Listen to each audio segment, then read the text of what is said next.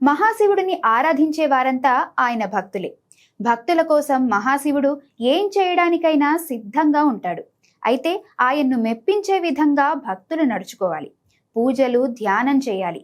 భక్తితో కాసిన్ని నీళ్లు శివలింగంపై పోసినా చాలంటారు. అటువంటి మహాశివుడు తన భక్తులతో కలిసి సహపంక్తిగా భోజనం చేసే చోటు ఒకటుంది. అది కేరళలోని కొట్టాయం జిల్లాలో ఉంది. ఈ ఆలయం పేరు వైకతప్పన్ ఆలయం. ఈ మహాశివుని ఆలయాన్ని త్రేతాయుగంలో నిర్మించారని చెబుతారు. పరశురాముడు స్వయంగా వైకతప్పన్ని ఆరాధించాడని చెబుతారు.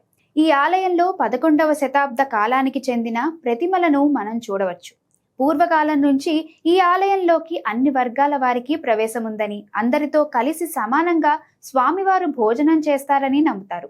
ఉదయం దక్షిణామూర్తి రూపంలో జ్ఞానాన్ని బోధించే గురువుగాను, మధ్యాహ్నం కిరాతమూర్తి రూపంలో, వేటగాడి రూపంలో శివుడిని పూజిస్తారు. ఇక సాయంత్రం సచ్చిదానందమూర్తి రూపంలో సత్యం, చైతన్యం, ఆనందాల స్వరూపంగా పరమేశ్వరుణ్ణి ఆరాధిస్తారు.